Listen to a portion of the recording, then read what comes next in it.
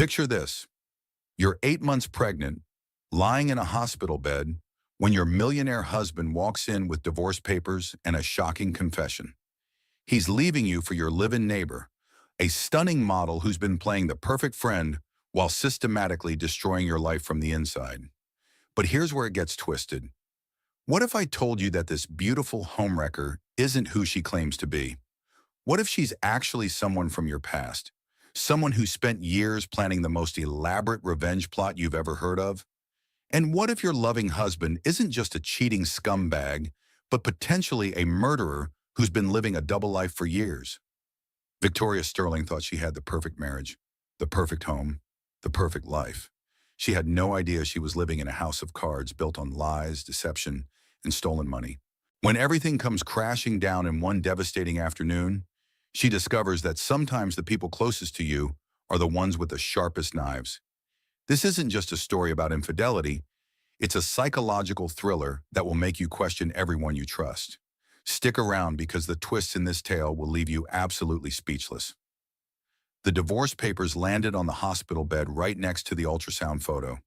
Victoria Sterling stared at the legal documents, her 8 months pregnant, belly rising and falling with shallow breaths. The black and white image of her unborn daughter seemed to mock her from the crisp white sheets. How could this be happening? "You cannot be serious right now," Dr. Helen Crawford said, stepping between Victoria and her husband Richard. "This woman is in her third trimester. Her blood pressure is already elevated." Richard Sterling adjusted his expensive Italian suit and glanced at his Rolex. At 45, he still commanded attention in any room with his silver temples and piercing blue eyes. Today, those eyes held nothing but cold determination. "I am completely serious, Helen," Richard replied. "Victoria needs to sign these papers today. I have a life to live." Victoria's hands trembled as she picked up the divorce settlement. The numbers swam before her eyes. After 6 years of marriage, he was offering her practically nothing.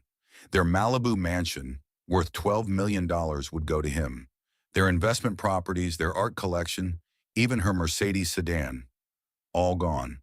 "Richard, please," Victoria whispered. "The baby is due in 4 weeks. Can we at least wait until after she is born?" "No," his voice cut through her like ice. "I am in love with someone else, Victoria. Someone who actually appreciates me. Someone who does not spend her days redecorating our house like it is some kind of museum." Doctor Crawford checked Victoria's blood pressure monitor and frowned. 160/95. "Richard, I need you to leave. This stress is dangerous for both mother and baby."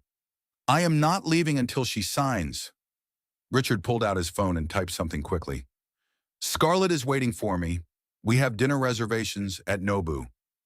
Victoria felt her world crumbling around her. Scarlett, the stunning brunette model who had moved into their guest house 6 months ago. Richard claimed she needed temporary housing between modeling contracts. Victoria had welcomed her like family, even helping her decorate the small space. "You are choosing her over your own daughter?" Victoria asked. Richard shrugged. "That baby could be anyone's for all I know." The words hit Victoria like a physical blow. She had never been unfaithful, never even considered it. Richard knew this. He was just being cruel now. "Get out," Dr. Crawford said firmly. "Security will escort you if necessary." "Sabidine," Richard tossed a gold pen onto the bed. "Sign the papers, Victoria. Do not make this harder than it needs to be.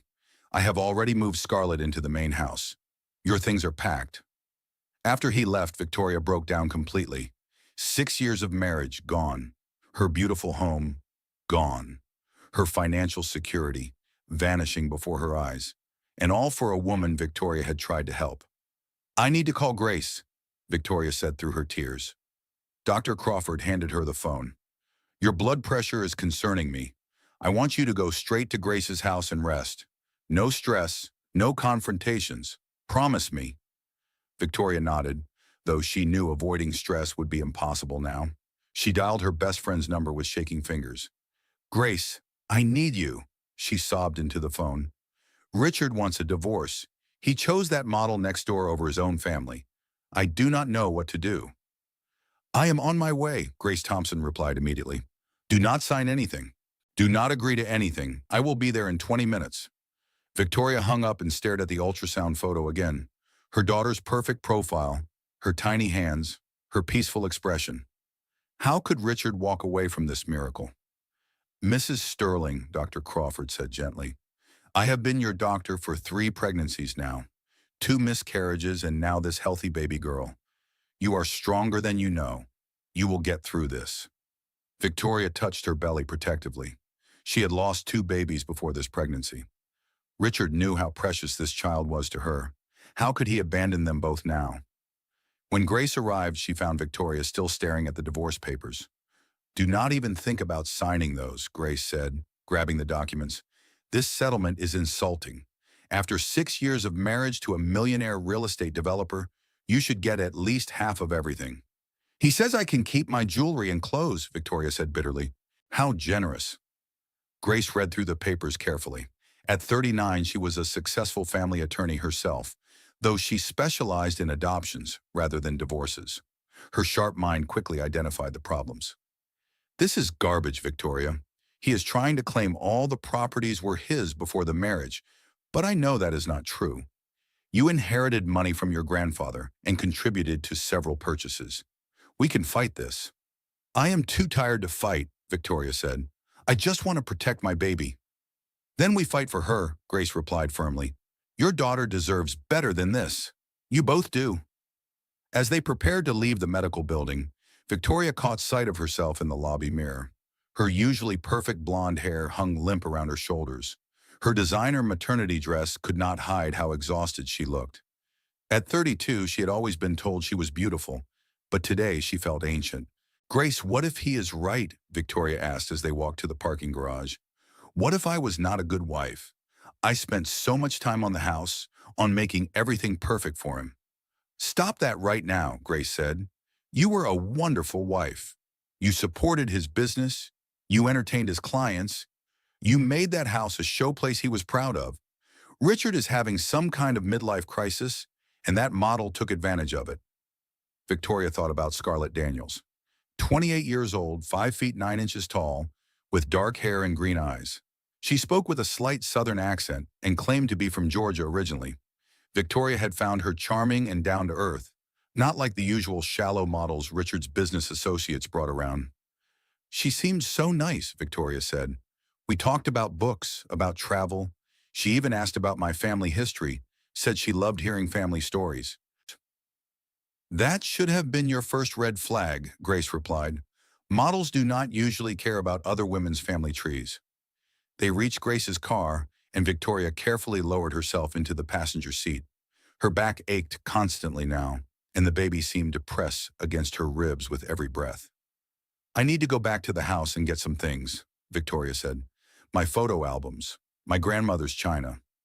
Absolutely not, Grace said. You are not going back there while she is living in your house. I will send someone to collect your personal items tomorrow. As they drove through Malibu toward Grace's house, Victoria stared out at the Pacific Ocean. She had loved this view for 6 years. Now she might never see it from her own home again. Grace, there was something strange about Scarlett today, Victoria said suddenly. When Richard was yelling at me, I saw her watching from the hallway. She looked almost sad, like she felt sorry for me. But then she smiled this weird little smile, like she was enjoying it. Narcissistic abuse does that to people, Grace said. Some women get addicted to the drama of stealing other women's husbands. It makes them feel powerful. Victoria filed that phrase away. Narcissistic abuse. She would need to learn about that if she was going to survive this divorce. Her phone buzzed with a text message from Richard. Papers signed yet? Scarlett made your favorite lasagna for dinner. Ironic, right? Victoria showed the message to Grace, who swore under her breath. Block his number, Grace said. All communication goes through lawyers now. This man is trying to destroy you emotionally, and I will not let that happen. As they pulled into Grace's driveway, Victoria felt the baby kick hard against her ribs. At least someone was fighting back. What am I going to do? Victoria asked. I have no job, no money of my own, nowhere to live. How do I raise a baby alone? You are not alone, Grace said firmly. You have me, you have Dr. Crawford, you have other friends, and you are going to discover you are much stronger than Richard ever let you believe. Victoria hoped Grace was right, because tomorrow she was going to have to face the hardest truth of all. The man she loved, the father of her child, was gone forever, and the woman who took him might not be who she claimed to be. Victoria spent the night tossing and turning in Grace's guest bedroom, her mind racing despite her exhausted body. Every time she closed her eyes, she saw Richard's cold expression when he demanded she sign the divorce papers. How had their marriage come to this? At 7 in the morning, she decided she needed answers. Against Grace's advice, Victoria drove back to the Malibu mansion she had called home for 6 years. She needed to see Scarlett face to face to understand how this had happened. The electronic gates recognized her car and opened automatically. Richard had not changed the codes yet. Victoria parked in the circular driveway, noting that Scarlett's red Ferrari was parked where Victoria's Mercedes usually sat. The house looked the same from the outside. Mediterranean-style architecture, perfectly manicured gardens, the infinity pool overlooking the ocean. Victoria had spent countless hours making this place beautiful. Now it felt like visiting a museum of her former life. She knocked on her own front door, which felt surreal. After a moment, Scarlett answered, wearing Victoria's silk robe. "Victoria," Scarlett said, her green eyes widening with what looked like genuine surprise. "I did not expect to see you here. It is still my house until I sign those papers," Victoria replied, trying to keep her voice steady. "I wanted to talk to you." Scarlett stepped back, allowing Victoria to enter. The living room looked different already. Scarlett had moved some furniture around, and there were fashion magazines scattered on Victoria's antique coffee table. "Would you like some coffee?" Scarlett asked. "I just made a fresh pot." "Please." Victoria settled carefully into her favorite armchair, the one that had belonged to her grandmother. "Scarlett, I need to understand something. How did this happen between you and Richard?" Scarlett brought 2 mugs from the kitchen, moving with the fluid grace that had made her successful as a model. She curled up on the sofa across from Victoria, tucking her long legs beneath her. "I never meant for it to happen," Scarlett said, her southern accent more pronounced than usual. "Richard was just so lonely, Victoria. He said you barely spoke to him anymore, that you were always busy with decorating projects or charity events." Victoria felt a stab of guilt. Had she neglected her marriage? She had been so focused on creating the perfect home, the perfect life. "He pursued me," Scarlett continued. "I tried to keep things professional, but he was so persistent. He made me feel special, like I was the most important person in his world." "And now?" Victoria asked. "Now I love him." Scarlett's voice was soft but firm. "I know that must hurt you to hear, but it is the truth. Richard and I connect on a level he says he never had with you." Victoria studied Scarlett's face, looking for signs of deception. But the young woman seemed genuinely emotional, even a little guilty. "What about my baby?" Victoria asked. "Does it bother you that Richard is abandoning his own daughter?" Something flickered across Scarlett's expression, too quick to identify. "Richard says the timing is suspicious, that maybe the baby is not his." "You know that is not true," Victoria said firmly. "I have never been unfaithful, not once in 6 years." "I only know what Richard tells me," Scarlett replied. "But Victoria, even if the baby is his, Richard and I deserve a chance at happiness. We cannot help who we love." Victoria felt her blood pressure rising again. "You deserve happiness. What about me? What about my daughter?" "Life is not always fair," Scarlett said, and for a moment her mask slipped. There was something cold in her eyes, something calculating. Then it was gone, replaced by fake sympathy. "I am sorry you are hurt, but Richard made his choice." The front door opened, and Richard walked in carrying coffee and pastries from their favorite cafe in town. He stopped short when he saw Victoria. "What is she doing here?" he asked Scarlett.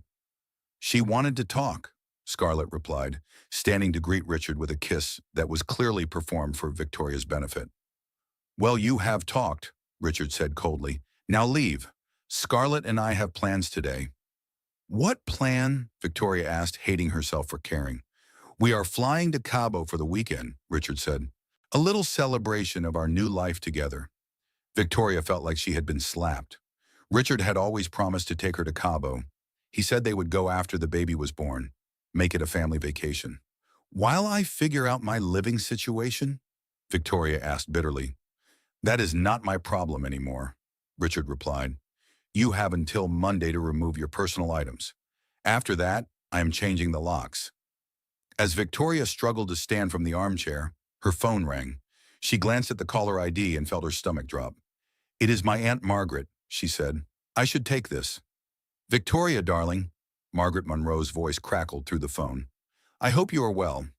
I was calling to ask if you have heard from Sarah recently." Victoria frowned.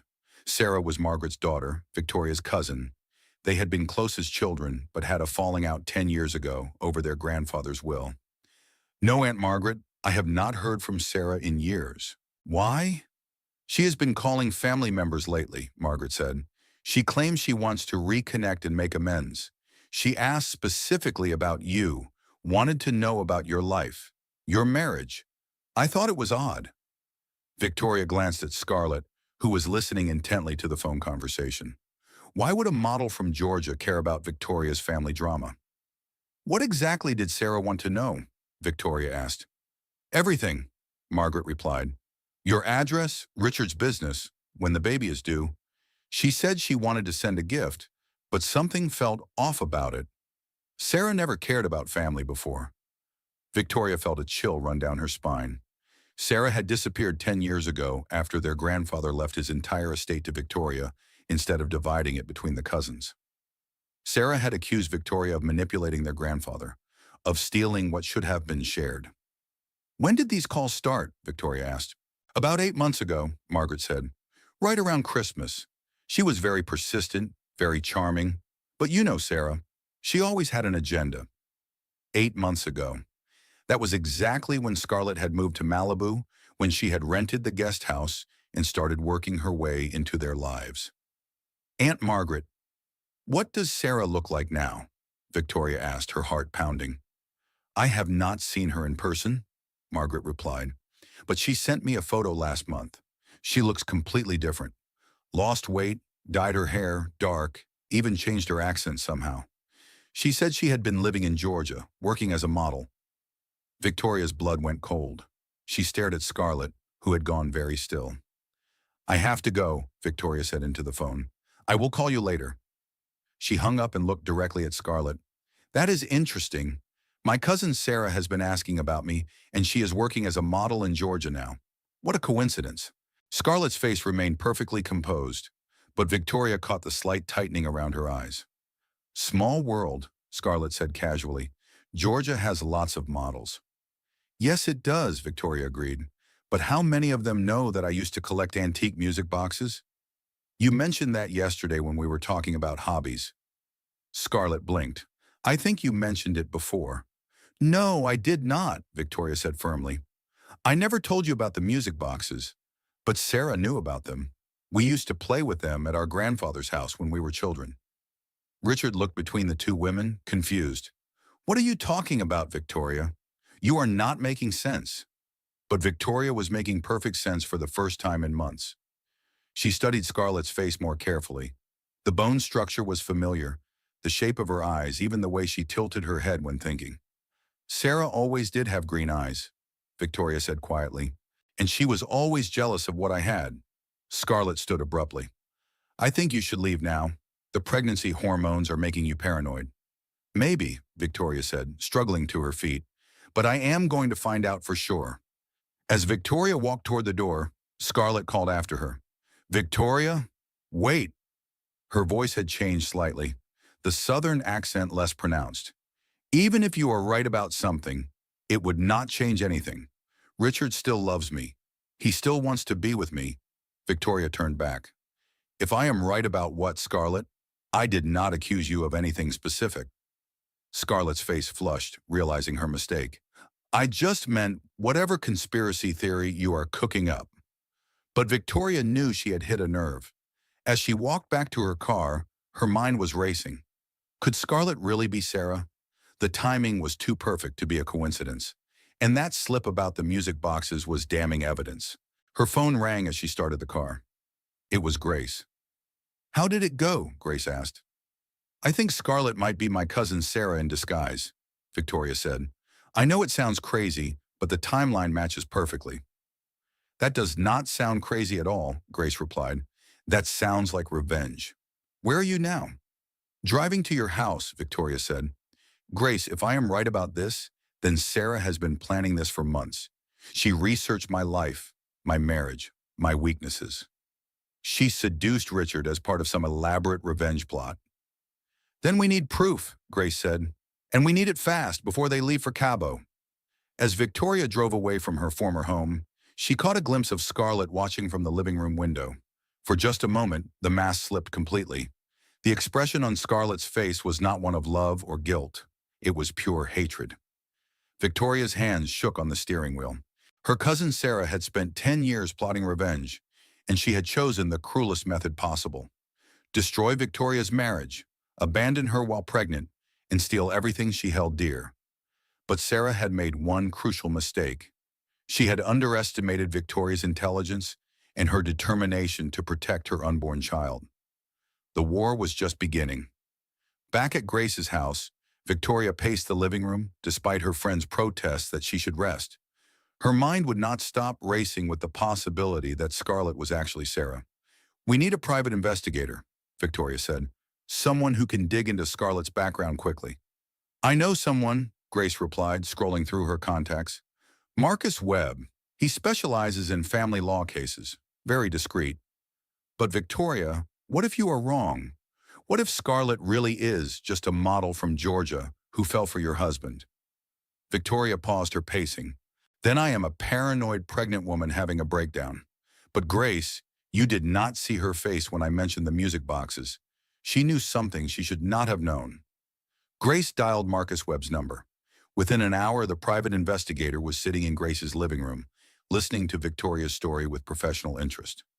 Marcus was in his 50s, gray-haired and soft-spoken, with the kind of face that blended into crowds, perfect for surveillance work. "I can run a basic background check on Scarlett Daniels within 24 hours, Marcus said. "But if she is using false documents, it might take longer to uncover her real identity." "Do whatever you need to do," Victoria said. "Money is not an issue. My grandfather left me well provided for." After Marcus left, Victoria tried to rest but found herself staring at the ceiling. Her phone buzzed with text messages from Richard, each one more demanding than the last. "Sign the papers. Stop being dramatic. I couldn't. Scarlett and I are leaving for Cabo in 2 hours. Handle your business." Grace took the phone away from Victoria. "Block his number. This harassment needs to stop." "I cannot believe this is my life," Victoria said. "Yesterday I was married to a successful businessman, living in a beautiful home, preparing for my first child. Today I am homeless, penniless, and possibly the victim of an elaborate revenge plot by my own cousin." "You are not penniless," Grace reminded her. "Your grandfather's inheritance is separate property. Richard cannot touch that money." Victoria nodded, but the inheritance was a sore subject. Her grandfather, Edmund Monroe, had been a successful businessman who built a small empire of hotels and restaurants. When he died 10 years ago, everyone expected him to divide his estate between Victoria and Sarah equally. Instead, the will left everything to Victoria. Sarah had been furious, accusing Victoria of manipulating their grandfather during his final months. The accusations had torn the family apart, and Sarah had disappeared shortly after the funeral. "What if Sarah is right?" Victoria asked suddenly. "What if I did not deserve the full inheritance?" "Stop that," Grace said firmly. "Your grandfather was mentally sharp until the day he died. He made his choice for reasons only he knew. You cannot second-guess that now." Victoria's phone rang. It was Dr. Crawford. "How are you feeling today?" the doctor asked. "Your blood pressure yesterday was concerning." "Physically, I am fine," Victoria replied. "Emotionally, I am a wreck.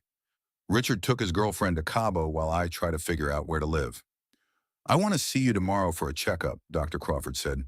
"And Victoria, I need you to promise me you will avoid stress as much as possible. Your baby's health depends on it." Error. After hanging up, Victoria felt the weight of responsibility settle on her shoulders. Whatever was happening with Richard and Scarlett, her first priority had to be her daughter's well-being. That evening, Marcus called with preliminary results. "Scarlett Daniels has a very thin paper trail," he said. "She opened a bank account in Los Angeles 8 months ago, got a California driver's license around the same time, and started renting your guest house. But before that, nothing. No employment history, no previous addresses, no social media presence older than 8 months. That is not normal for a 28-year-old model, Grace said. Exactly, Marcus agreed. Most models have extensive online portfolios going back years. Scarlett's modeling career apparently began 8 months ago, which is unusual for someone her age. Most successful models start in their teens. Victoria felt vindicated, but also terrified. So she created a completely new identity just to get close to me. It looks that way, Marcus said. I am digging deeper into her financial records, trying to trace where she got the money to set up this new life. That kind of identity construction is expensive. After Marcus hung up, Victoria and Grace sat in stunned silence. If this is Sarah, then she has been planning this revenge for 10 years, Grace said finally. That level of patience and calculation is frightening. Victoria touched her belly, feeling her daughter move restlessly inside her. She is not just trying to hurt me. She is trying to destroy my child's future too. Her phone buzzed with a call from an unknown number. Victoria almost ignored it, but something made her answer. Victoria? The voice was familiar but distorted, as if the caller was trying to disguise it. Who is this? Someone who knows the truth about Scarlett Daniels. Meet me tomorrow at noon at the Santa Monica Pier. Come alone. Moikanem. The line went dead before Victoria could respond. Who was that? Grace asked. I think someone wants to help us, Victoria said. But Grace, what if this is a trap? What if Sarah is trying to lure me somewhere dangerous? Then you are not going alone, Grace said firmly. If this meeting happens, I will be there watching from a distance. That night, Victoria dreamed of her childhood with Sarah. They had been inseparable once. Two little girls playing dress-up in their grandmother's attic, sharing secrets and dreams. Sarah had always been more competitive, more ambitious, but Victoria never thought it would lead to this level of betrayal. The next morning, Marcus called again. I found something interesting, he said. Scarlett Daniels received a wire transfer of $50,000 from an offshore account 8 months ago. That money funded her new identity and lifestyle setup. Can you trace the offshore account? Victoria asked. Working on it, but these things take time. However, I did find one more piece of the puzzle. Scarlett has been making regular payments to a plastic surgery clinic in Beverly Hills. Not for procedures, but for consultations and recovery support services. Victoria's heart pounded. She had plastic surgery to change her appearance. It looks that way. The payments started about a year ago, which suggests she was planning this transformation well in advance. As Victoria prepared for the mysterious meeting at Santa Monica Pier, she felt a strange mix of fear and determination. If Sarah thought she could destroy Victoria's life and walk away unscathed, she was about to learn otherwise.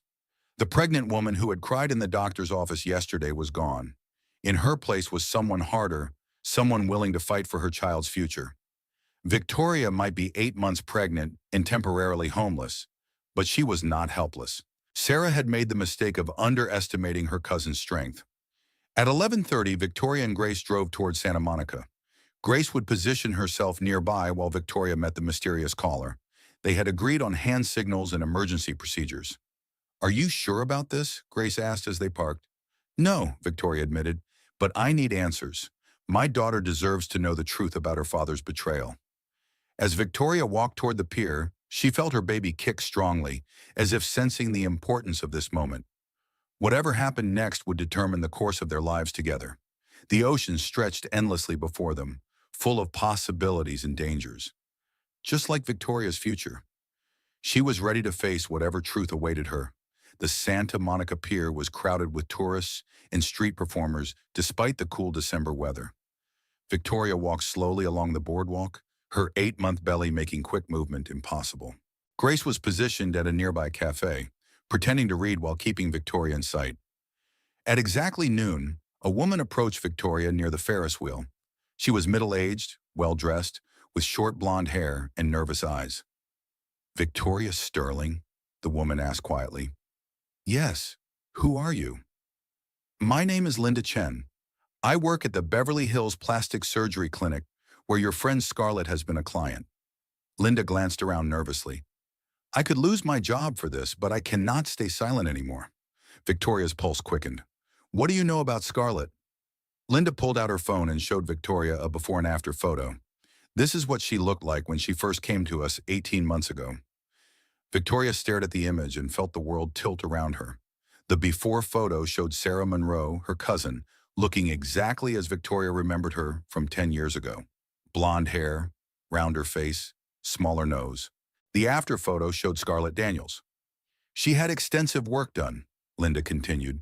Nose job, cheek implants, lip fillers, even changed her eye color with permanent contacts. She paid cash for everything, nearly $100,000 in procedures. Why are you telling me this? Victoria asked, her voice barely a whisper. Because she asked me to do one more thing, Linda said. She wanted me to provide her with a drug that would cause pregnancy complications. She said she needed it for a woman who was stealing her boyfriend. I refused, but I am worried she found another way to get what she wanted. Victoria felt sick. Sarah was not just trying to steal Richard. She was trying to harm Victoria's baby. Do you have proof of her real identity? Victoria asked. Linda nodded and handed Victoria a flash drive. Her medical records, payment receipts, everything. Her real name is Sarah Elizabeth Monroe. She listed you as her emergency contact, which I thought was odd since she claimed to hate you. Victoria took the flash drive with trembling hands. Thank you for coming forward. You may have saved my daughter's life. After Linda left, Victoria walked quickly back to Grace's car, her mind racing with the implications of what she had learned. Sarah has been planning this for almost 2 years, Victoria said as they drove back to Grace's house. The plastic surgery, the new identity, even research into pregnancy complications. This is not just about revenge anymore. This is attempted murder. Grace pulled over to the side of the road, visibly shaken. We need to call the police immediately. With what evidence? Victoria asked. Sarah is using a false identity, but she has not technically committed any crimes yet. Seducing my husband is not illegal, and we have no proof she actually tried to harm my pregnancy. What about identity fraud? She could claim Scarlett Daniels is a stage name. Models do that all the time. Victoria stared at the flash drive in her hands. We need more evidence. We need to catch her in the act of something clearly criminal. When they arrived at Grace's house, Victoria called Marcus Webb and arranged to meet immediately. Within an hour, the private investigator was reviewing Linda Chen's evidence.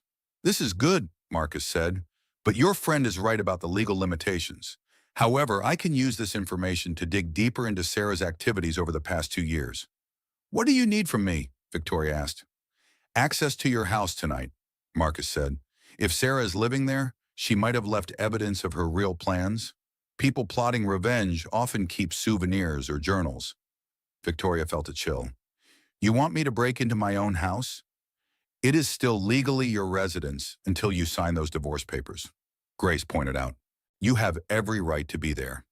That evening, while Richard and Sarah were supposedly in Cabo, Victoria used her key to enter the Malibu mansion she had called home for 6 years.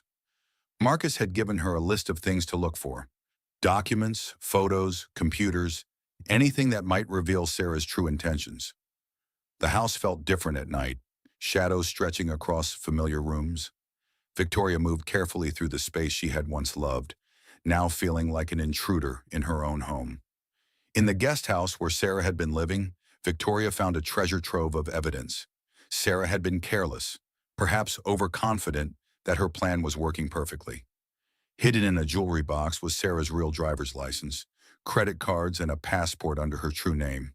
But more damning was a leather journal filled with detailed notes about Victoria's life. Victoria sat on Sarah's bed and read her cousin's handwriting by flashlight. Day 47. Richard complained about Victoria's charity work again. He feels neglected. This is my opening. Day 63. Convinced Richard to let me move into guest house permanently. Victoria still trusts me completely. She has no idea. Day 89. Richard is falling for me faster than expected. Victoria's pregnancy is making her emotional and clingy. Perfect timing. Day 156. Richard is ready to leave her. Phase 1 complete, now to destroy her completely. The entries grew darker and more detailed. Sarah had documented Victoria's daily routines, her friends' schedules, even her medical appointments. She knew about Victoria's previous miscarriages and had researched ways to cause pregnancy complications. Most chilling was the final entry. Phase 2 begins after Cabo. Richard will be completely under my control. Victoria will be broken, bankrupt, and alone. The inheritance that should have been mine will finally be justice. Grandfather always loved her more, but she will learn that pretty princesses do not always get happy endings. Victoria photographed every page with her phone, her hands shaking with anger and fear. This was not just revenge. This was systematic psychological warfare. In Sarah's computer bag, Victoria found even more evidence. Sarah had been in contact with several of Richard's business competitors, offering inside information about his deals. She had also researched Victoria's trust fund, looking for ways to access or freeze the inheritance money. But the most disturbing discovery was a folder labeled Emergency Plans. Sarah had prepared multiple backup strategies in case her seduction of Richard failed. These included framing Victoria for adultery, causing a car accident, and even burning down the house with Victoria inside. Victoria felt nauseated. Her cousin was not just vengeful, she was genuinely dangerous. As Victoria prepared to leave with the evidence, she heard a car pulling into the driveway. Richard and Sarah were supposed to be in Cabo until tomorrow. Had their plans changed? Victoria quickly gathered the most important documents and slipped out the back door of the guest house. She hid behind the pool house as Richard's Mercedes pulled up to the main house. Through the windows, Victoria could see Richard and Sarah arguing.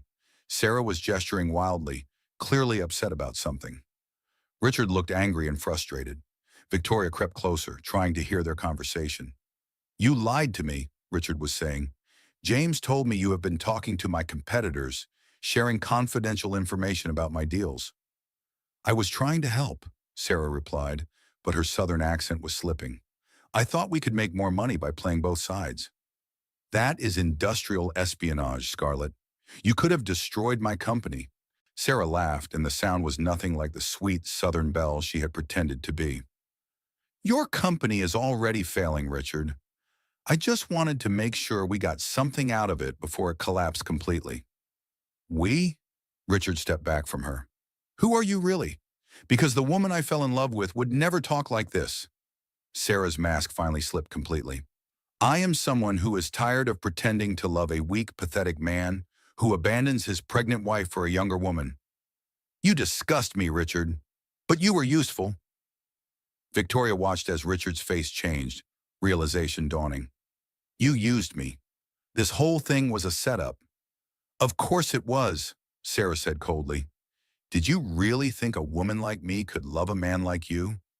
You are just a stepping stone in a much larger plan." Richard stared at her in shock. "What plan? What are you talking about?" Sarah smiled, and it was the most terrifying expression Victoria had ever seen. "Destroying Victoria Sterling and taking back what was stolen from me 10 years ago. You were just the weapon I needed to break her." Victoria had heard enough. She slipped away from the house and drove quickly back to Grace's place, her mind reeling with everything she had discovered. Sarah was not just seeking revenge. She was completely unstable, dangerous, and willing to hurt anyone who got in her way, including Victoria's unborn daughter. The war was no longer about a cheating husband or a divorce settlement. It was about survival.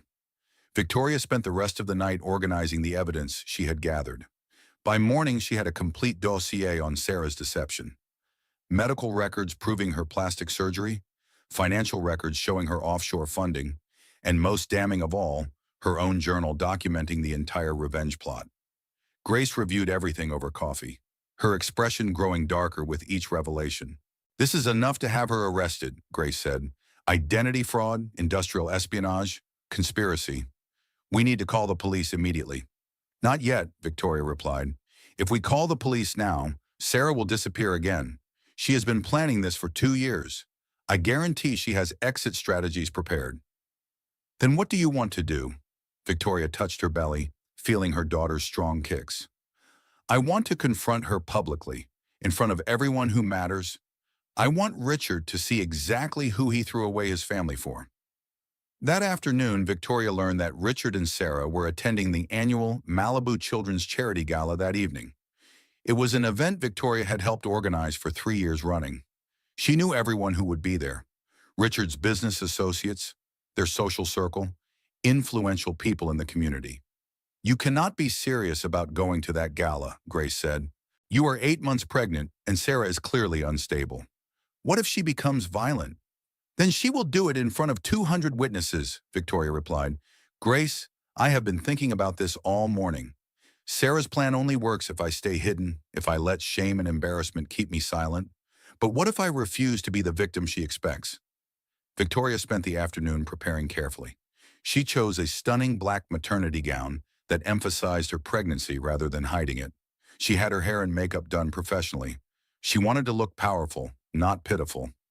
At 7 that evening, Victoria walked into the Beverly Hills Hotel ballroom where the charity gala was taking place. Conversation stopped as people noticed her. Word of Richard's affair and divorce demands had spread through their social circle. Victoria held her head high and walked directly to Richard and Sarah's table. They were sitting with James Mitchell and several other business associates, laughing about something. Sarah looked beautiful in a red evening gown, playing the perfect girlfriend role. Good evening, everyone, Victoria said pleasantly. Richard, Scarlett, I hope you enjoyed Cabo. Richard looked mortified to see her there. Victoria, what are you doing here? This is not appropriate. I think it is very appropriate, Victoria replied. After all, this is a charity I helped establish. These are people I have known for years. Why would I not be here?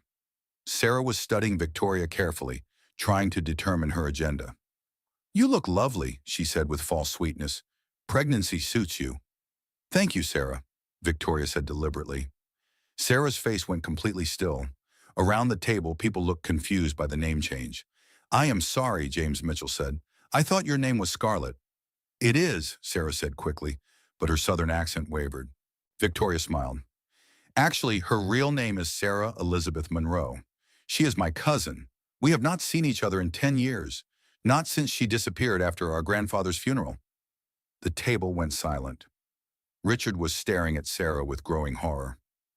That is ridiculous, Sarah said, trying to maintain her composure.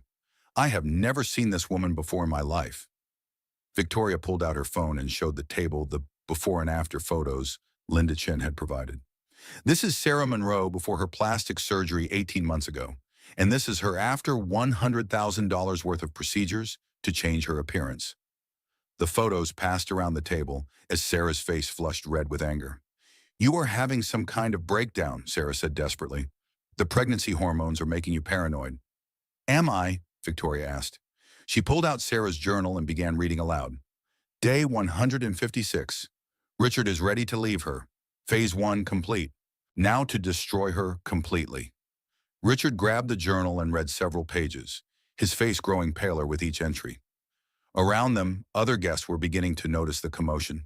This cannot be real, Richard said. You wrote this yourself to frame her. Victoria showed him Sarah's real identification documents. These were hidden in her jewelry box, along with detailed plans to destroy your business, steal my inheritance, and cause complications with my pregnancy. The evidence was overwhelming, but Sarah was not finished fighting.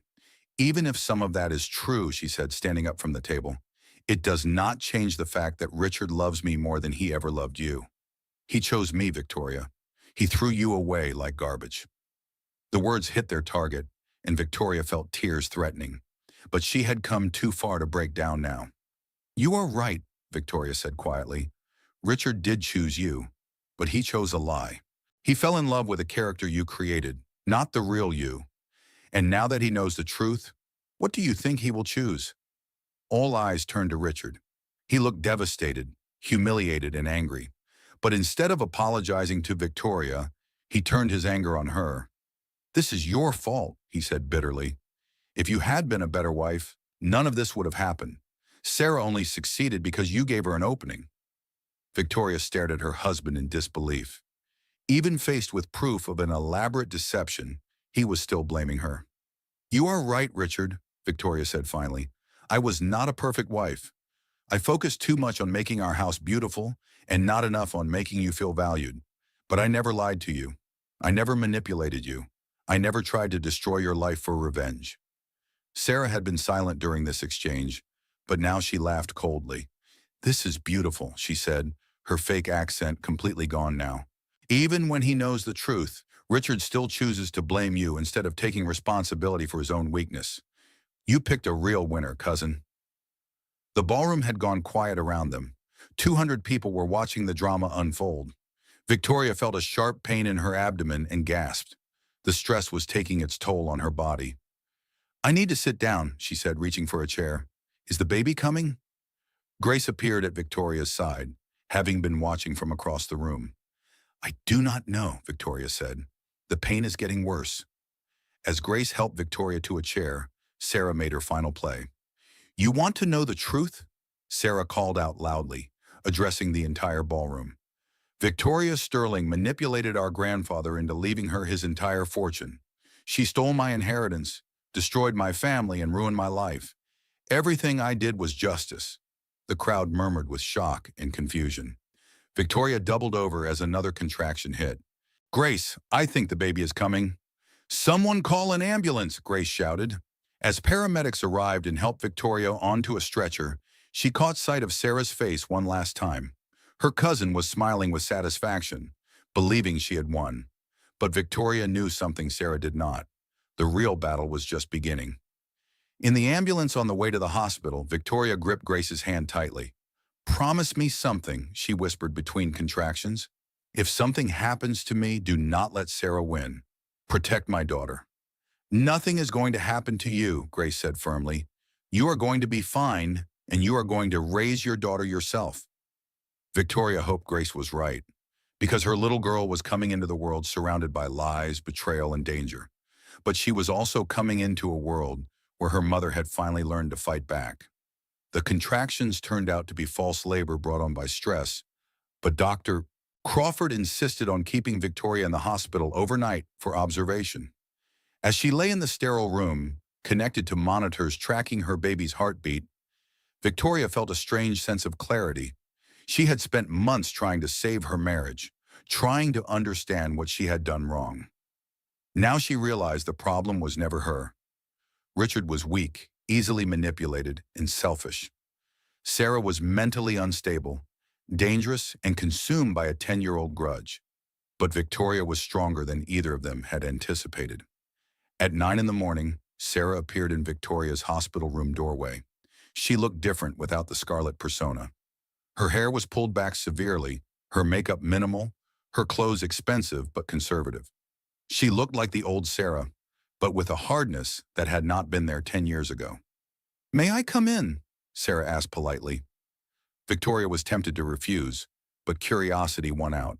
Why are you here? Sarah entered and closed the door behind her. To finish our conversation from last night, before you had your little medical emergency. There is nothing left to discuss, Victoria said. I know who you are and what you have been doing. The police will be involved soon. Sarah smiled and pulled a chair close to Victoria's bed. Actually, there is quite a lot to discuss. For instance, did you know that Richard has been embezzling money from his company for the past 2 years? Victoria felt a chill. What are you talking about? Your husband has been stealing from client accounts to fund your lavish lifestyle, Sarah continued conversationally. The Malibu mansion, the cars, the jewelry, the vacations, all paid for with other people's money. That is impossible, Victoria said, but doubt was creeping in. Richard had been secretive about finances lately, claiming business was complicated. Sarah pulled out a tablet and showed Victoria bank statements, transfer records, and accounting documents. I have been documenting everything for months. Richard thought he was so clever, but he left a paper trail a child could follow. Victoria stared at the evidence in horror. Millions of dollars had been moved from client accounts into personal accounts, then spent on their lifestyle. Why are you showing me this? Victoria asked. Because I want to make you a deal, Sarah said. Help me destroy Richard completely, and I will split the profits with you when we sell off his assets. Victoria could not believe what she was hearing. You want me to help you commit fraud? I want you to help me get justice, Sarah corrected. Richard stole millions of dollars. He abandoned his pregnant wife for another woman. He deserves to lose everything. And what do you get out of this? Sarah's mask slipped, revealing the rage underneath. I get to watch you suffer the way I suffered when you stole my inheritance. Except this time, you will lose everything while I profit from your pain. Victoria understood now. This was never about Richard. He was just a weapon Sarah had used to hurt Victoria. The real target had always been Victoria herself. "You are insane," Victoria said quietly. "No," Sarah replied. "I am focused. I have spent 10 years planning my revenge, and I am not going to let false labor and a few tears derail it now." Before Victoria could respond, there was a knock on the hospital room door. James Mitchell entered, looking haggard and worried. "Victoria, I need to talk to you," he said urgently. Then he noticed Sarah. "What is she doing here?" "James, perfect timing," Sarah said with a smile. "I was just telling Victoria about Richard's creative accounting practices." James went pale. "Victoria, I tried to warn Richard months ago that his books did not add up. I thought he was just disorganized, but when I dug deeper—" "You found the embezzlement," Victoria finished. James nodded miserably. "I confronted him about it yesterday after the gala. He broke down and admitted everything. Victoria, he has been stealing from client accounts for 2 years. The FBI is already investigating." Victoria felt the walls closing in around her. "Am I implicated?" "As his wife, you could be charged as an accessory if prosecutors think you knew about the money," James said. "All those purchases, the house renovations, the expensive vacations. It looks like you were benefiting from the stolen funds." Sarah was watching this conversation with obvious satisfaction. "It gets worse," she said cheerfully. "Richard has been using your trust fund as collateral for some of his riskier investments. If his company goes down, your inheritance goes with it." Victoria felt like she was drowning. Everything she thought she knew about her life was a lie. Her husband was a criminal. Her home was bought with stolen money. Her financial security was at risk. "There is more," James said reluctantly. "Richard has been talking to federal investigators. He is trying to make a deal, claiming he was manipulated into the embezzlement by someone else." "Let me guess," Victoria said bitterly. "He is blaming me." "Actually, he is blaming her," James said, nodding toward Sarah. "He claims Scarlett convinced him to take the money, that she was the mastermind behind everything." Sarah laughed. "That is rich. Richard cannot even take responsibility for his own crimes." Victoria studied her cousin's face carefully. "But you did encourage him, did you not? You researched his financial problems and pushed him toward more desperate measures." "I may have made some suggestions," Sarah admitted, "but Richard made his own choices. I just helped him see his options more clearly." There was another knock on the door, and Dr. Crawford entered with a concerned expression. "Victoria, your blood pressure is elevated again. I need everyone to leave so you can rest." As James prepared to go, he turned back to Victoria. "There is something else you should know. Richard is missing. He never came home last night after the gala, and his phone is turned off. The FBI wants to question him, but they cannot find him." After James left, Dr. Crawford tried to get Sarah to leave as well, but Sarah refused. "I am family," she said sweetly. "Surely I can stay with my cousin during her difficult time." Once they were alone again, Sarah's demeanor changed completely. "Richard is probably halfway to Costa Rica by now," she said. "He had escape plans prepared just in case. Swiss bank accounts, false passports, the works. Your loving husband is about to disappear forever, leaving you to face the criminal charges alone." Victoria closed her eyes, trying to process everything. Her husband was a thief and a coward. Her home was bought with stolen money. Her inheritance was at risk. And her cousin was enjoying every moment of her pain. "Why?" Victoria asked quietly. "Why did our grandfather's will hurt you so much that you would do all this?" Sarah's expression softened slightly, showing a glimpse of the cousin Victoria had once loved. "Because I loved him too," Sarah said. "Grandfather Edmund was the only person who ever believed in me. When he died and left me nothing, it felt like he was saying I was worthless, that you were worth everything and I was worth nothing." "He loved you too," Victoria said. "I know he did." "Then why did he leave you everything?" Sarah asked, and for a moment she sounded like the hurt little girl Victoria remembered. "I do not know," Victoria admitted. "I never understood it either. But Sarah, destroying my life will not bring him back or change what happened." Sarah's vulnerability disappeared as quickly as it had appeared. "Maybe not, but it makes me feel better." She stood up and walked toward the door, then paused. "Oh, Victoria!" You might want to have your prenatal vitamins tested. I have been replacing some of them with look-alike pills that could cause pregnancy complications. Consider it my insurance policy.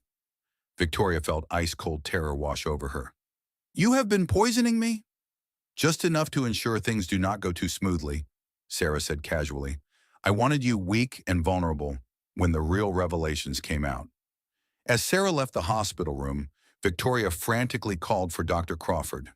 If Sarah had been tampering with her prenatal care, Victoria's baby could be in serious danger.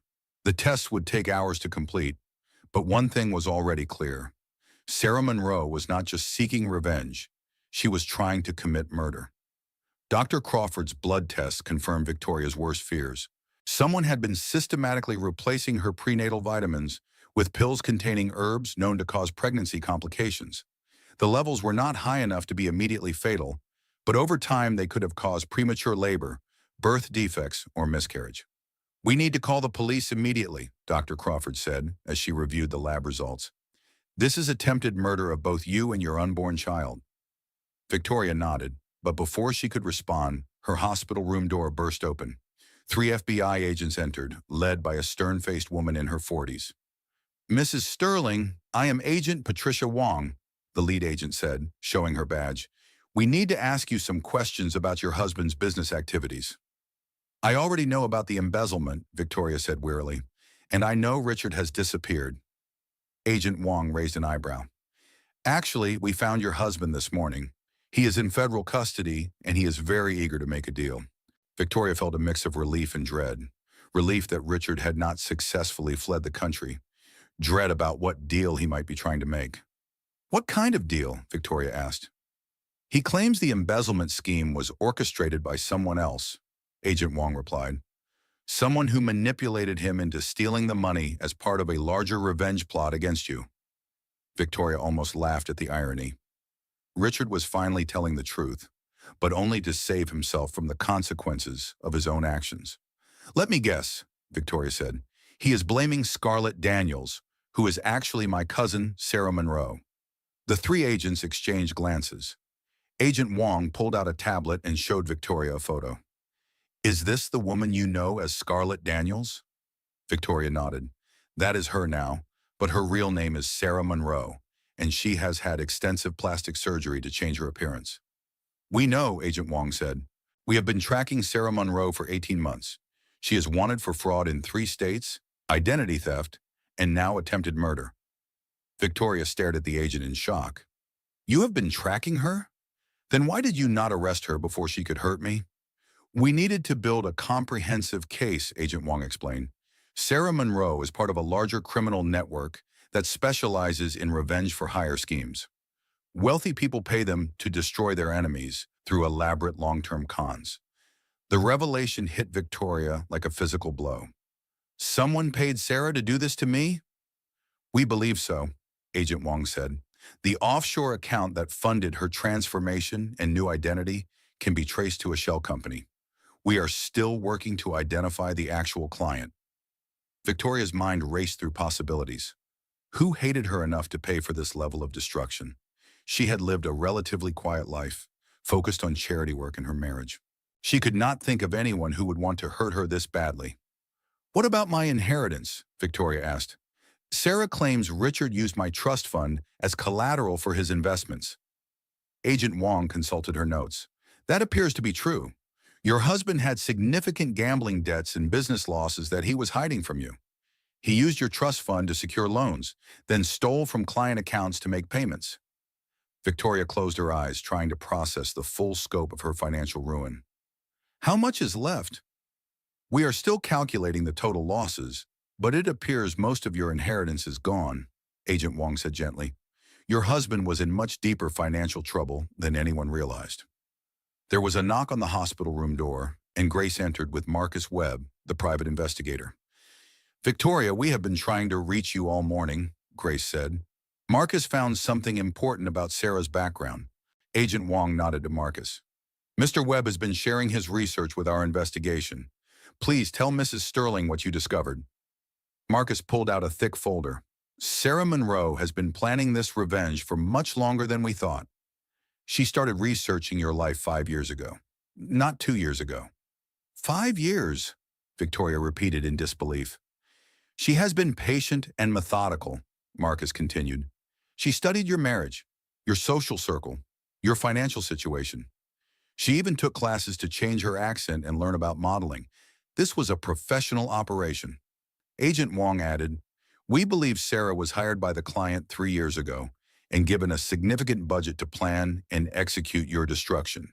The level of detail and preparation suggests someone with serious money and a serious grudge." Victoria felt overwhelmed by the scope of the conspiracy against her. Who could hate me that much? I have never hurt anyone intentionally. That is what we intend to find out, Agent Wong said.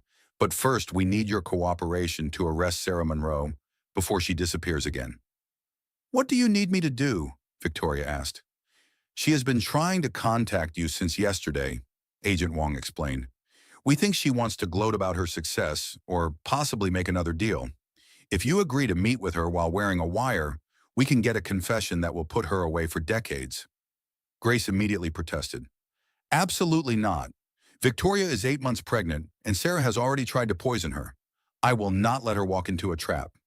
We will have agents positioned everywhere, Agent Wong assured her. Mrs. Sterling will be completely protected. Victoria thought about her unborn daughter, about the life she wanted to give her, a life free from the shadows of this revenge plot. I will do it, Victoria said finally, but I want to know who hired her. I want to know who really destroyed my life. Agent Wong nodded. That is our goal too. Sarah Monroe is just an employee.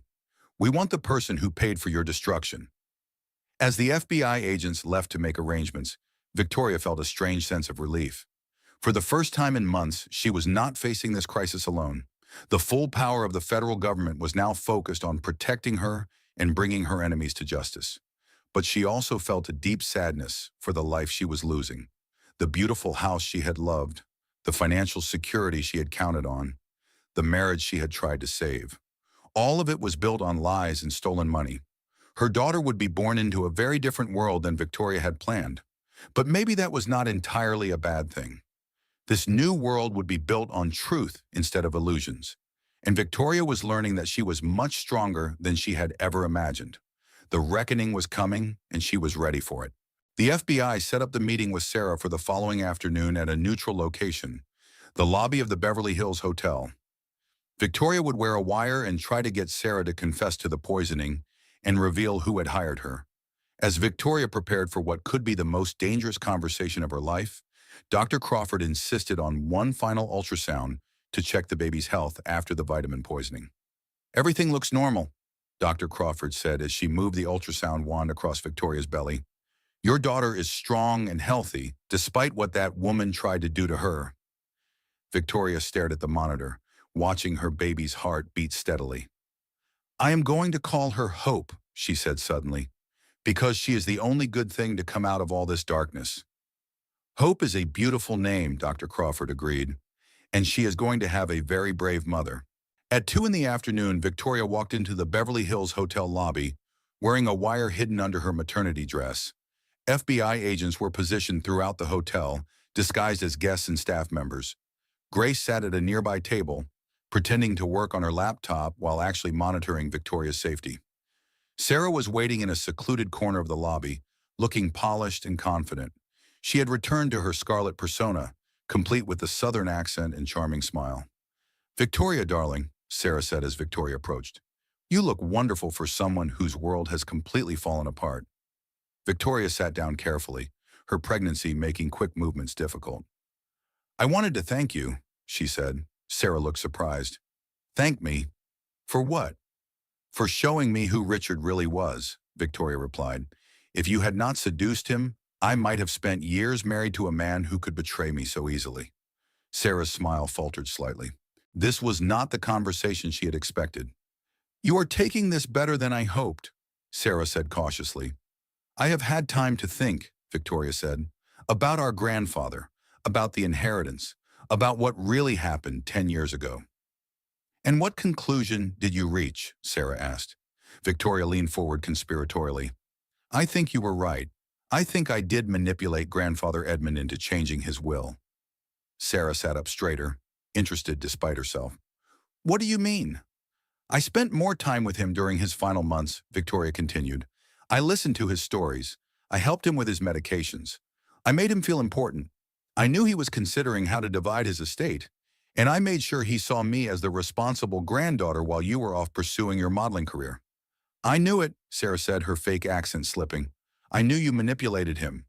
The question is, what do we do about it now? Victoria asked. The inheritance is mostly gone thanks to Richard's embezzlement, but there are still some assets left. Maybe it is time to make things right between us.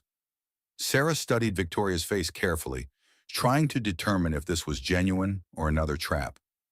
What are you proposing? Sarah asked. A partnership, Victoria said. You obviously have skills I do not. You planned and executed a flawless revenge operation. I have connections and resources you could use. Why should we be enemies when we could be allies? Sarah laughed, but it sounded uncertain. You want to partner with the woman who destroyed your marriage and tried to kill your baby? You want justice for something that happened 10 years ago, Victoria replied. I want security for my daughter's future. Maybe we can help each other. The conversation was going exactly as Agent Wong had hoped. Sarah was becoming more comfortable, more willing to talk about her crimes. It was not just about justice, Sarah admitted. I was paid to destroy you. Very well paid.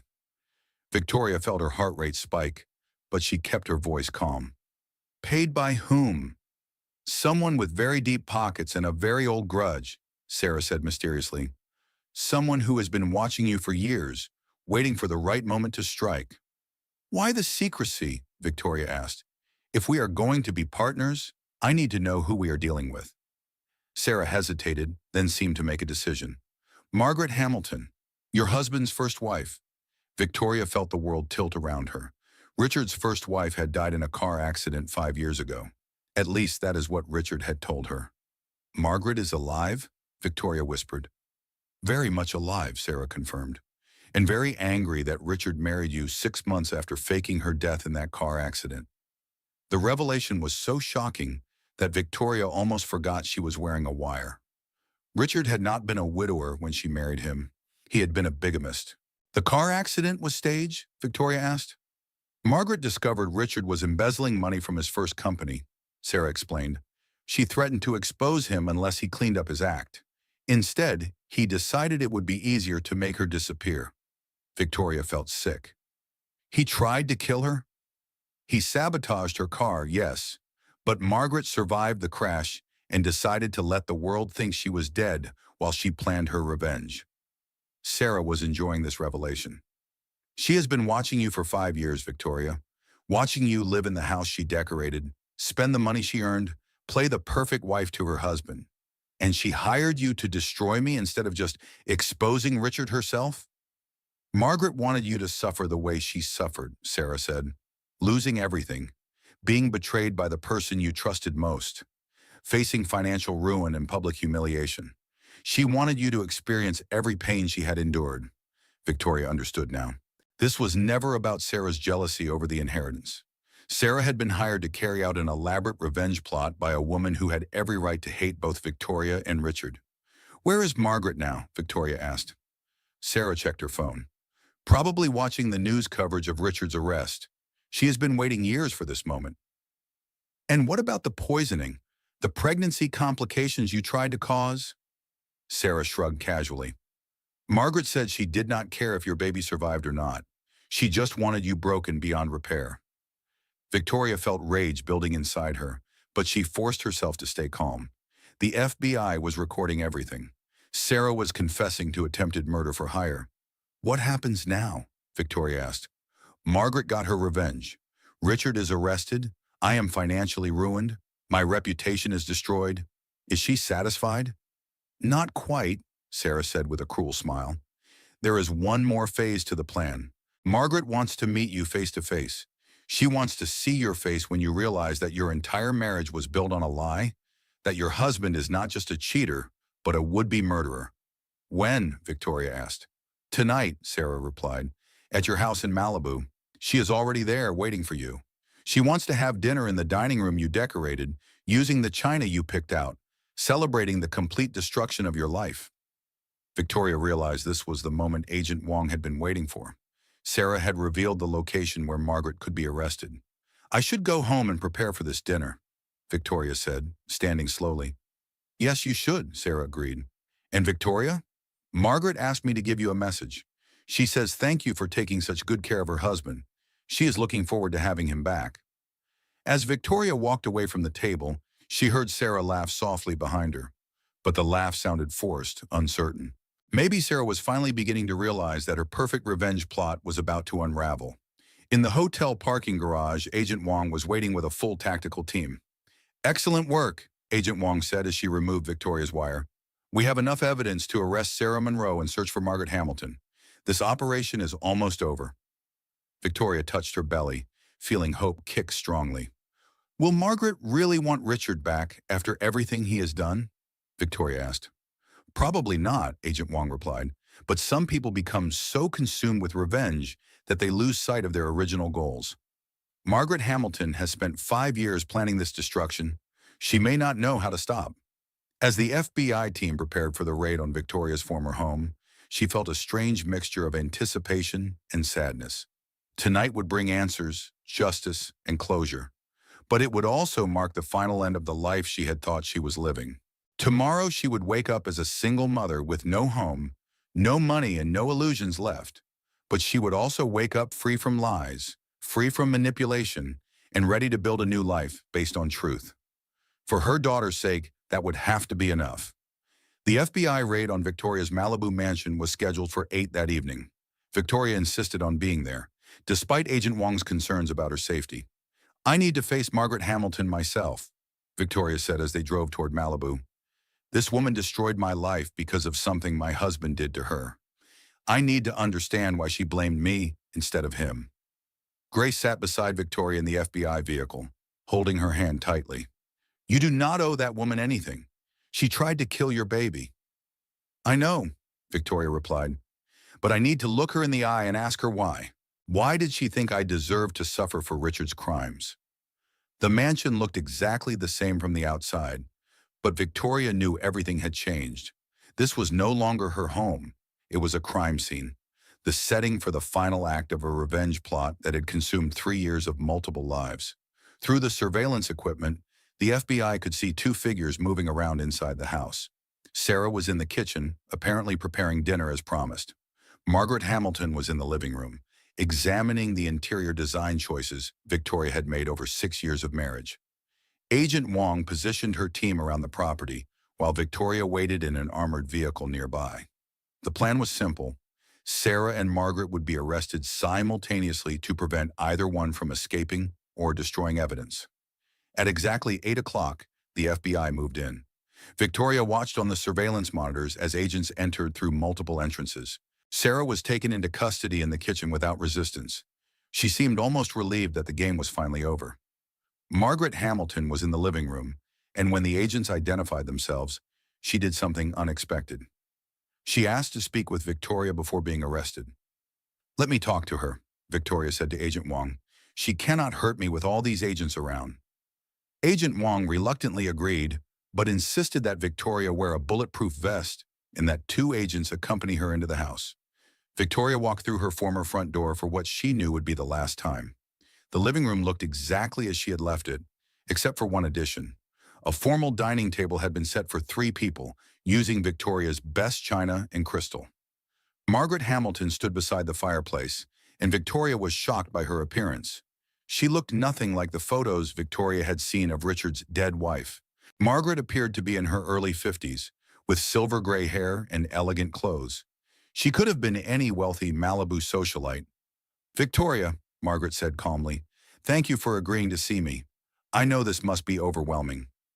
You tried to kill my baby, Victoria said without preamble. Why? Margaret's composed expression flickered slightly. That was Sarah's idea, not mine.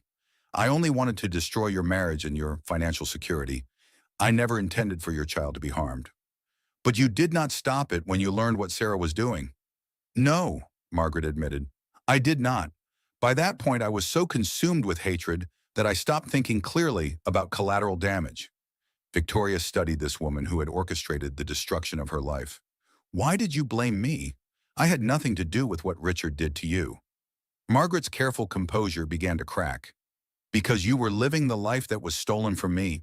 You were sleeping in my bed, using my china, entertaining guests in the house I decorated. You were playing the perfect wife to a man who tried to murder me.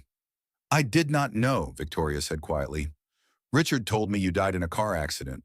I had no idea he was still married when we got together. I know that now, Margaret said, her voice breaking.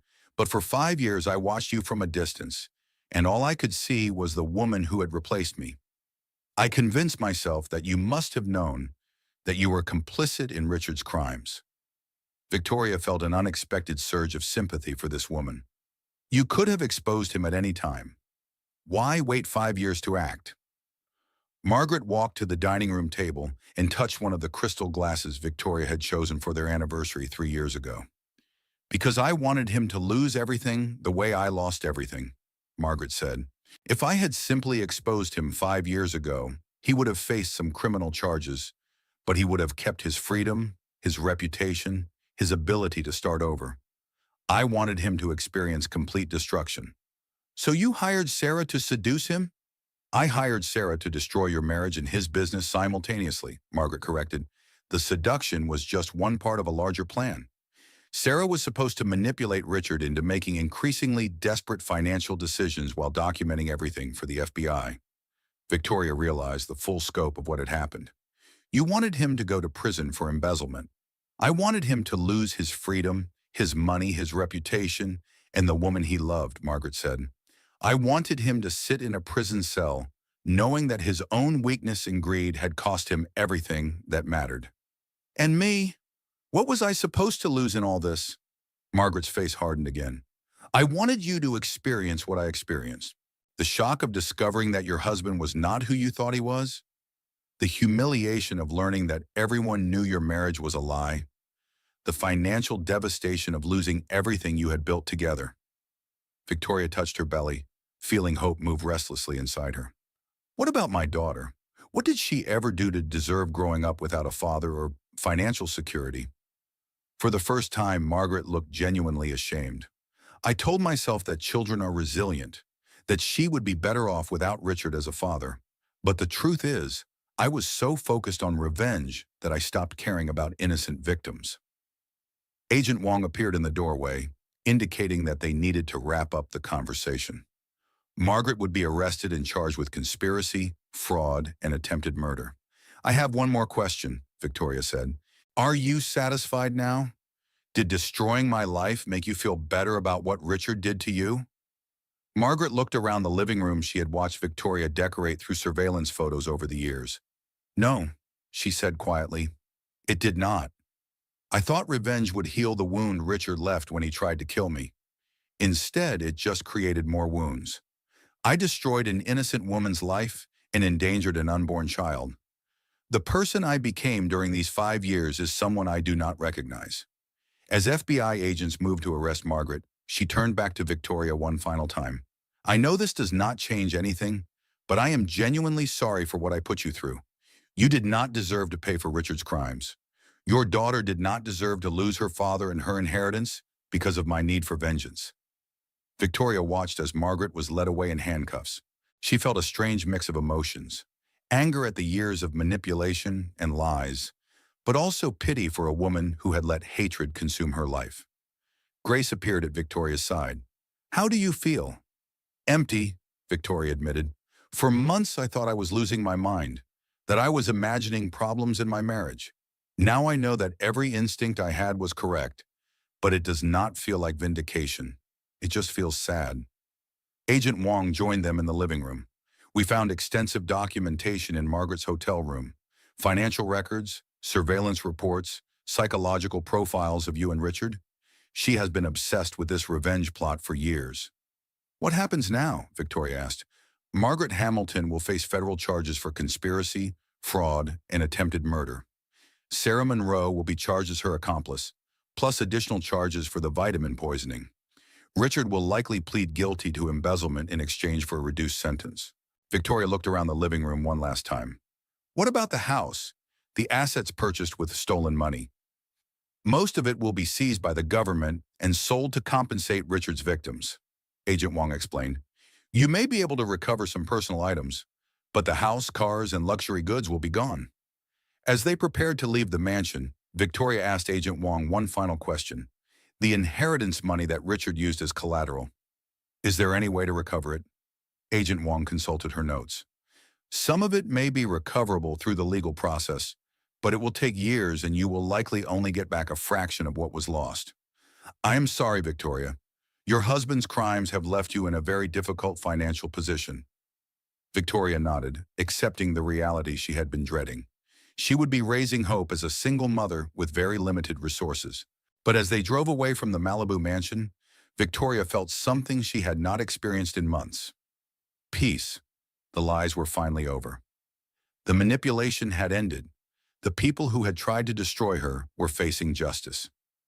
Where will you go now? Grace asked as they headed back toward town. I do not know yet, Victoria admitted, but I know who I am now, and I know what I am capable of.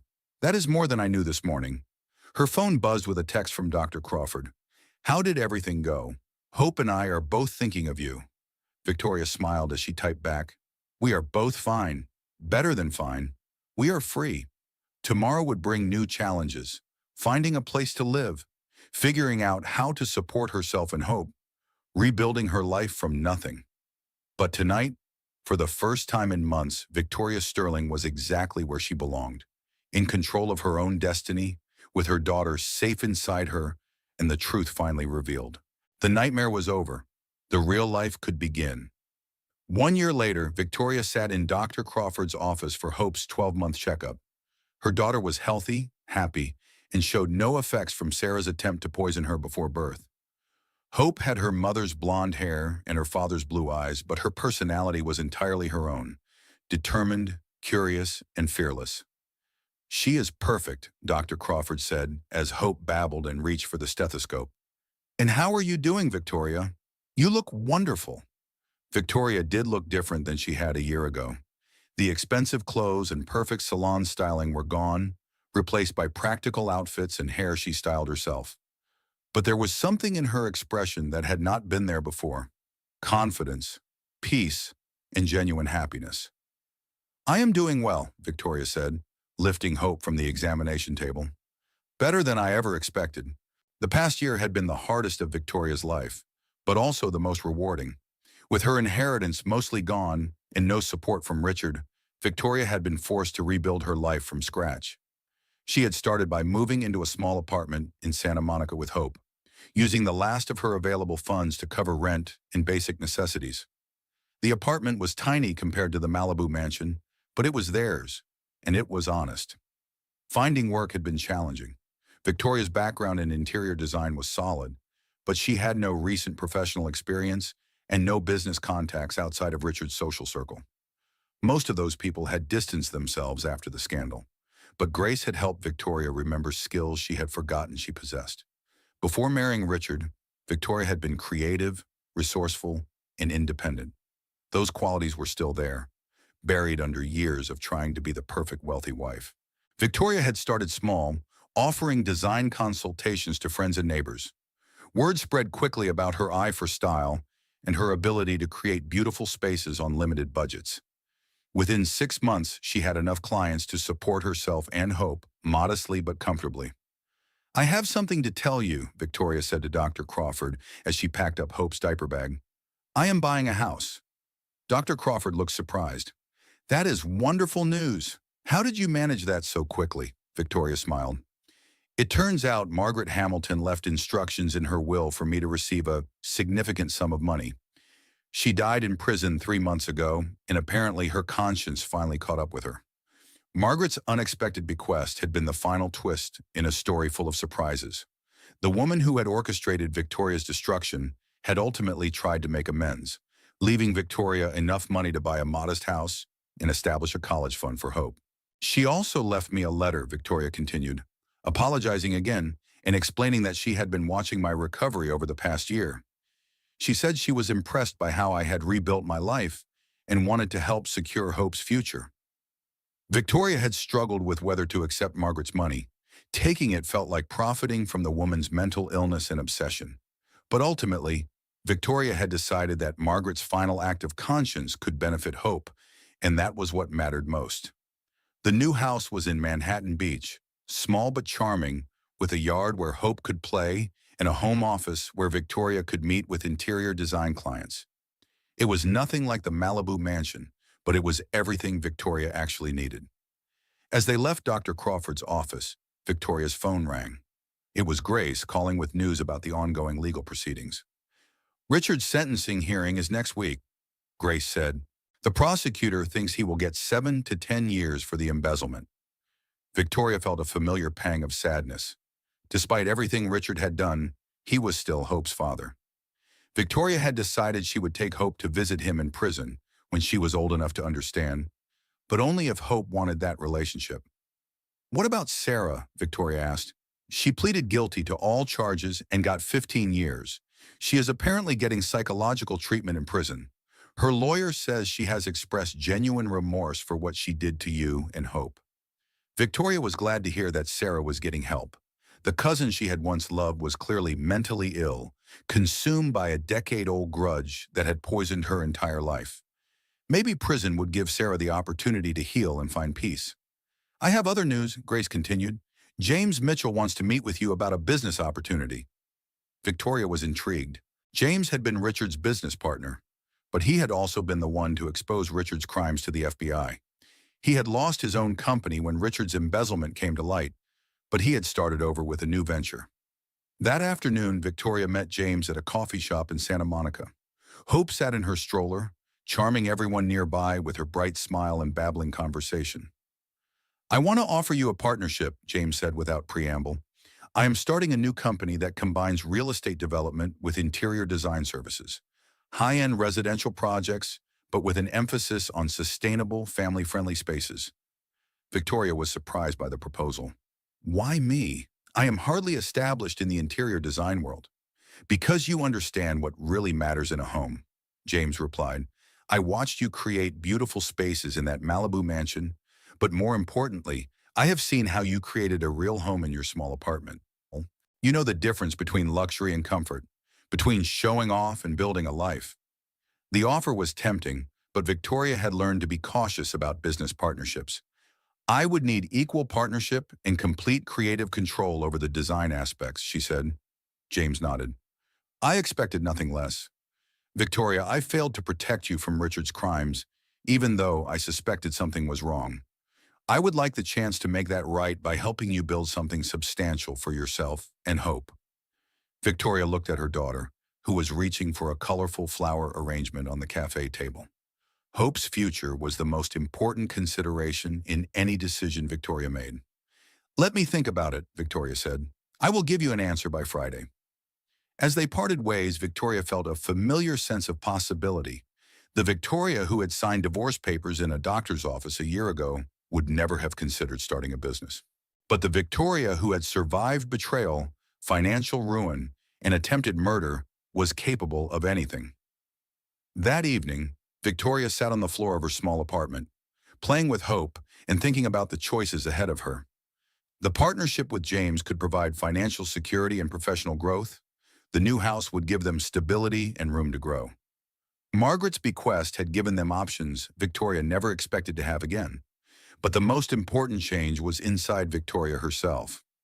She was no longer the woman who had spent 6 years trying to be perfect for a man who was lying to her. She was no longer afraid of making mistakes or taking risks. She was a mother, a businesswoman, and a survivor. She was exactly who she was supposed to be. Hope crawled over and pulled herself up on Victoria's knee, looking up at her mother with bright, trusting eyes. "What do you think, little one?"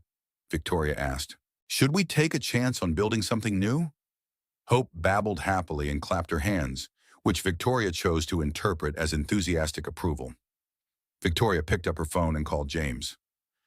"I accept your partnership offer," she said when he answered. "When do we start?" "How about Monday morning?" James replied, and Victoria could hear the smile in his voice. "Welcome back to the business world, partner." After hanging up, Victoria walked to the window of her small apartment and looked out at the Pacific Ocean in the distance. It was the same ocean she had seen from her Malibu mansion, But the view felt completely different now. A year ago, she had been living a beautiful lie. Tonight, she was living a modest but honest truth. Hope fell asleep in Victoria's arms as the sun set over Santa Monica Bay. Victoria held her daughter close and whispered a promise. "We are going to build something real this time, Hope. Something that belongs to us. Something no one can take away. Something based on truth instead of lies." The future stretched ahead of them, full of challenges and possibilities. Victoria was ready for both. She had learned the hard way that the strongest foundations are built not on money or status, but on honesty, resilience, and love. And those were riches that could never be stolen, no matter how elaborate the revenge plot against them. As Hope slept peacefully in her arms, Victoria Sterling smiled. Tomorrow would bring new adventures, new challenges, and new opportunities to build the life she and her daughter deserved. A life based on truth, built with her own hands and filled with genuine happiness. The millionaire's wife was gone forever. In her place was something much more valuable, a woman who knew her own worth, independent of anyone else's opinion. Victoria Sterling was finally free. If this story kept you on the edge of your seat, imagine what's coming next. Hit that like button if you're ready for more mind-bending tales of deception and revenge. Drop a comment below with your wildest theory about what you would do in Victoria's situation. I love reading your thoughts. And don't forget to share this with someone who needs a good plot twist in their day. Subscribe and ring that notification bell because trust me, you don't want to miss what happens when the perfect victim decides to fight back. The real story is just beginning.